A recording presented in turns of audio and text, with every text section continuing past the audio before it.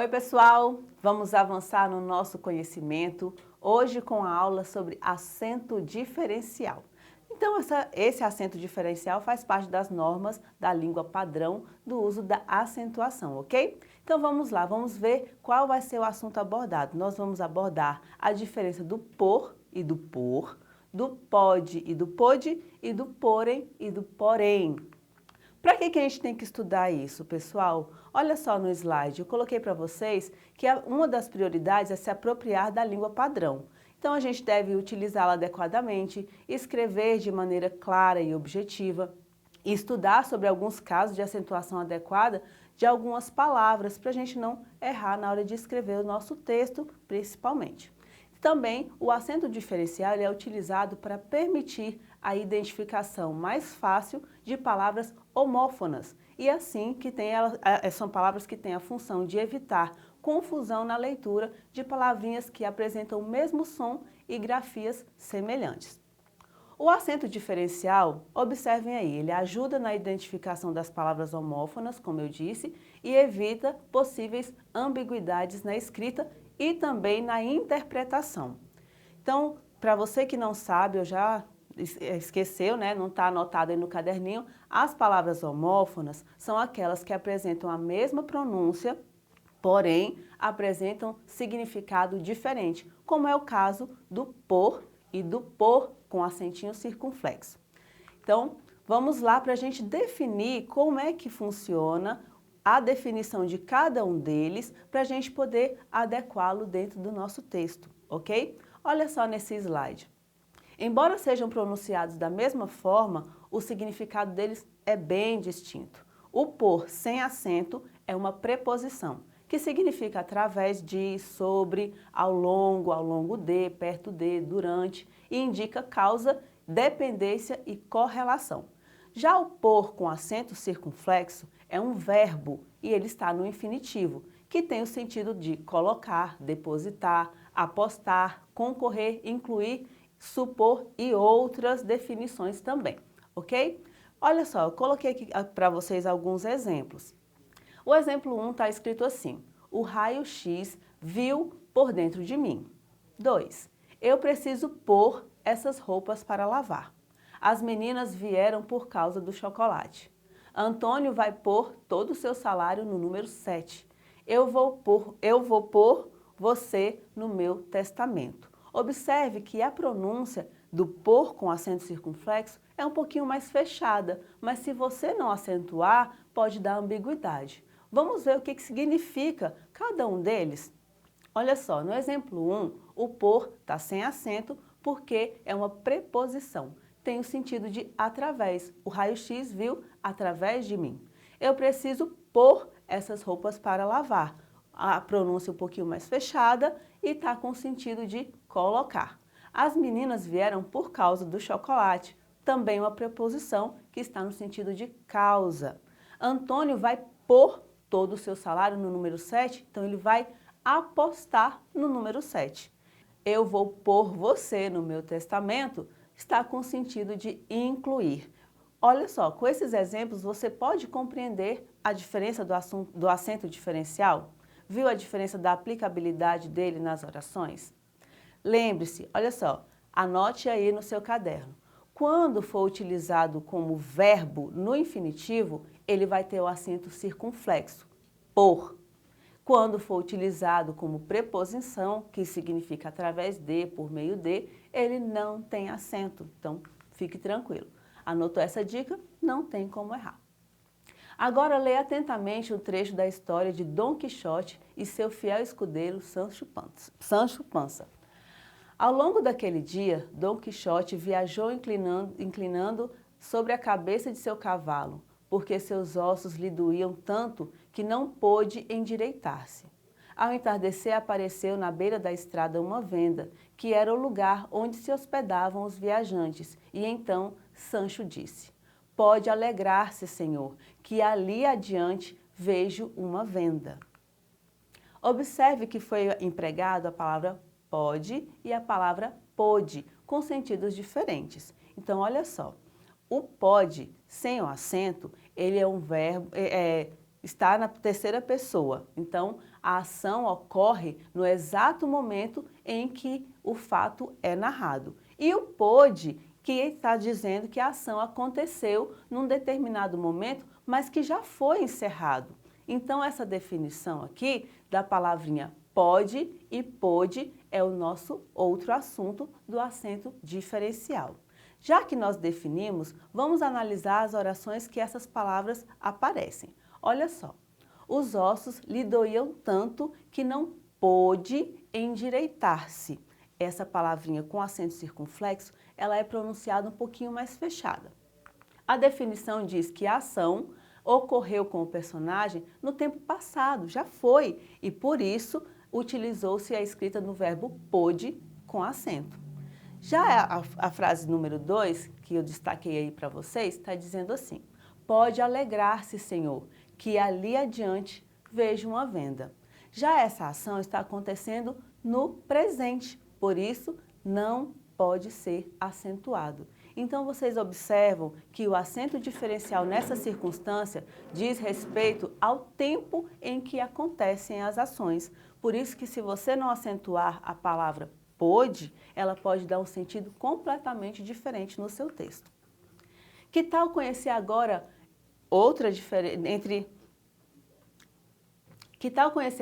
a diferença entre outras duas palavras? Vamos lá? Leia a curiosidade a seguir e observe a palavra destacada no texto. De acordo com os dicionários de língua portuguesa, tricampeão é um time campeão 3 vezes, sem necessidade de serem vitórias seguidas. Porém, até 1970, os meios de comunicação consideravam tricampeão o time vencedor de 3 campeonatos seguidos, ou tetracampeão se vencesse 4 vezes sem interrupção. E assim por diante. A mudança só veio com a conquista da Copa do México, já que o Brasil tinha se consagrado bicampeão com as 2 Copas de 1958 e 1962. Vamos fazer a análise do texto com essa palavrinha nova com acento diferencial? A palavra destacada, porém, no início do texto, dá uma ideia contrária, ou seja, oposta daquilo que já foi dito anteriormente. Tá? Observe que, primeiramente, foi apresentada a ideia de que o tricampeão seria aquele campeão que tinha que vencer seguidamente para poder ter esse título. Só que depois ele apresenta uma outra ideia. Logo depois foi apresentada a ideia de que para ser tricampeão ele deveria vencer os campeonatos. E aí a palavra porém vem para fazer a conjunção, nesse caso, conectando as duas ideias completamente opostas, tá bom? Então ela é classificada como uma conjunção. Anote aí.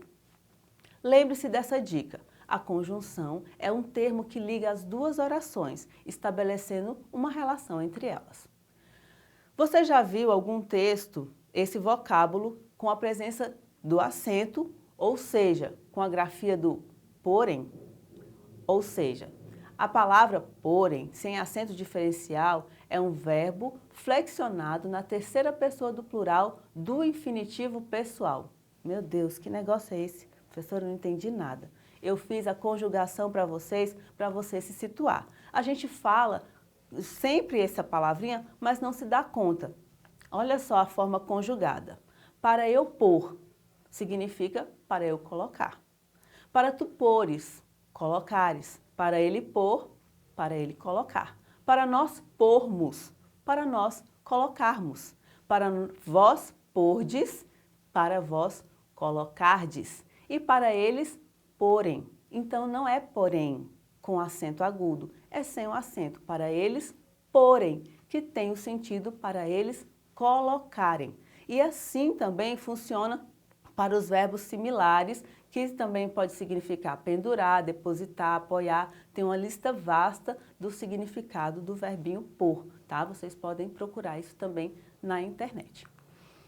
Porém e porém, essas duas palavras, quando não utilizadas de forma adequada, acarreta sérios prejuízos à compreensão textual. Haja vista que sua total discrepância é significativa. Eu coloquei para vocês o quadro para a gente poder definir, para você ver a diferença entre um e o outro. Olha só, o porém com acento agudo é uma conjunção coordenada adversativa, que indica justamente a adversidade, uma ideia em contraposição da outra, uma ideia oposta. E porém, sem o acento, é um verbo que indica que ele está flexionado na terceira pessoa do plural, ok? Então, para você não errar, segue a dica, papel e caneta na mão, anota aí. Porém, com acento, é uma conjunção adversativa, que pode ser facilmente substituída pelo mas e contudo. Leu a oração, cabe um contudo, um mas, porém, com acento agudo. Estavam curtindo as férias, porém tiveram que retornar às pressas. A circunstância normal é que as pessoas estariam curtindo as férias tranquilamente, porém tiveram que voltar às pressas. Uma ideia oposta. Então eu posso trocar por contudo. Contudo, tiveram que voltar. Porém, sem acento, é um verbo. Então, olha só. Eles porem os livros à venda é a melhor solução para arrecadar o dinheiro. Observe que o porem é um verbo, então se eles colocarem os livros à venda, seria a melhor solução para eles arrecadarem o dinheiro. Então vamos exercitar, já que agora a gente já conceituou todas as coisas, vocês vão acertar todos os exercícios. Vamos lá para a questão número 1. Olha só a tirinha que eu separei para vocês. Vendo o pôr do sol. Aí chega uma pessoa e pergunta, quanto quer pelo pôr do sol? Aí ele diz, vendo o pôr do sol, não está à venda, eu estou vendo o pôr do sol. Vendo o pôr do sol, aproveite para ver também. Olha só, nesse quadrinho o autor brincou com o sentido de um verbo. Qual foi o verbo? Foi o verbo ver, que está no presente do indicativo, vendo, e deu a ideia de que estivesse vendendo, mas ele estava vendo, de ver o pôr do sol. Então tem uma brincadeira aí, e a palavrinha que a gente está colocando aí em discussão do acento diferencial é o por. Olha só, a palavra por foi acentuada nessa tirinha porque ela indica o quê? Ela indica um verbo com sentido de colocar, eu estou colocando à venda, eu estou vendendo, ou é uma preposição com sentido de circunstância? Está aí marcado para você, a respostinha é um verbo com sentido de ocultar-se. Então, o pôr do sol, quando você for escrever no seu texto, sempre tem que ter o acento, porque está no sentido de sumir o sol, ocultar o sol. Não esquece de colocar o acentinho. Nessa tirinha aqui da questão número 2, está escrito assim, vamos ler. É a pergunta mais estúpida que eu já ouvi em toda a minha vida, Susanita. Ah, é? Quando você fica perguntando por que o mundo não sei o que e por que a guerra não sei o que lá, hein? Só você, a gente vai preencher, fazer perguntas? Você pensa que é melhor, hein? Por acaso eu não posso ter as minhas perguntas? O que você quer perguntar, Susanita? Por que nesse país os operários são tão pobres e não são como os dos Estados Unidos, que são loiros, lindos e têm carro? Observe na questão número 2 que eu tirei ali uma palavrinha que a gente vai substituir com pode ou pôde. Qual que vocês acham que vai ser melhor encaixado aqui nessa situação?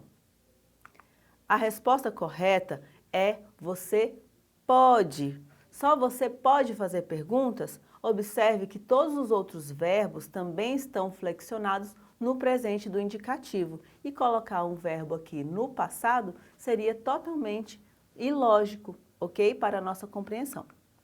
Então vamos fazer agora as nossas considerações finais.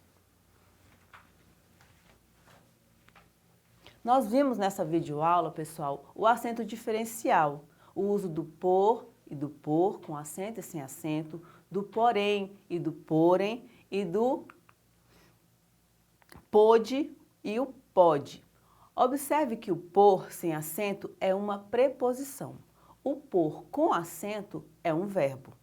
Porém, com acento é uma conjunção, que dá a ideia de mas contudo. E o porém, sem o acento, é uma variação do verbo por, que está flexionado na terceira pessoa do plural do presente na forma impessoal.